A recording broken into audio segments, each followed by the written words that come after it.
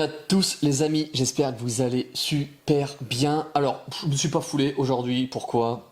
Vous le savez, les tests ont été remplis, on est vendredi, donc vendredi 16 septembre. Donc concrètement, j'ai aucune raison de forcer mon trading.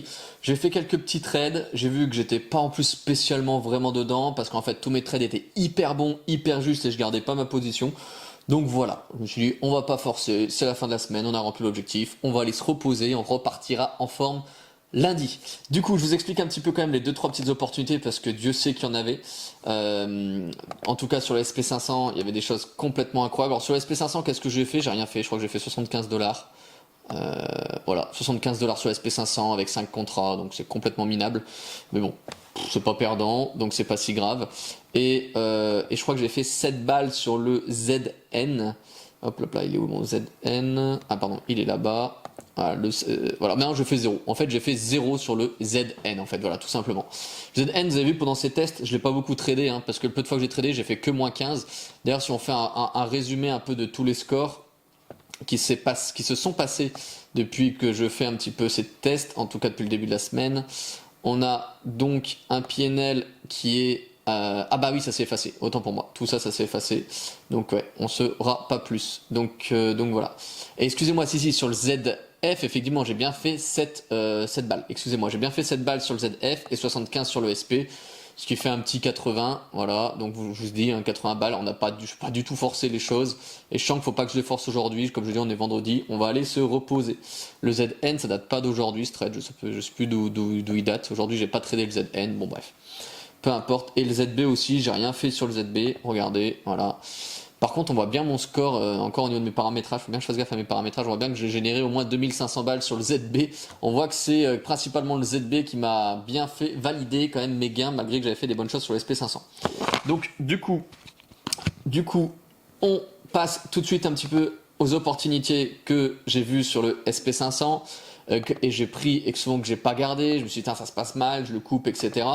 On avait ici un très beau N, très belle pattern de retournement, où quand on revient forcément sur les volumes, le short était hyper efficace. On a cette fois-ci à l'inverse un beau W pattern de retournement, quand on revient sur les volumes du W, on repart aussi à l'achat, on est venu mêcher jusqu'au point faible, et c'est pour ça que j'explique souvent votre stop, idéalement il faudrait qu'il soit derrière ces points faibles dans ces stratégies-là.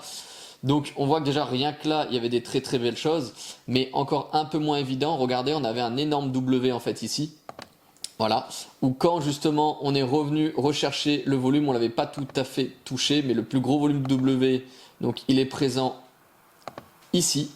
Mais regardez, j'avais tracé un trait qui date sur un retour du cumulatif delta il y a pas mal de temps en arrière. Donc en fait, ce qui nous permettait de prétendre à dire qu'en tout cas on n'irait peut-être pas chercher ce retour volume, et peut-être qu'on rebondirait avant parce qu'on avait un support sur notre cumulatif delta, en fait, tout simplement.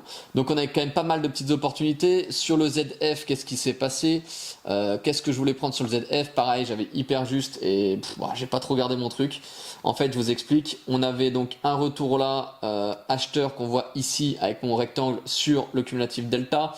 Pas fou le retour acheteur, mais ça correspondait ici à un retour box. Donc je suis acheteur ici, je prends un tick parce que je sais pas, j'ai l'impression que ça se passe pas très bien, et finalement après il paye avec beaucoup plus de ticks.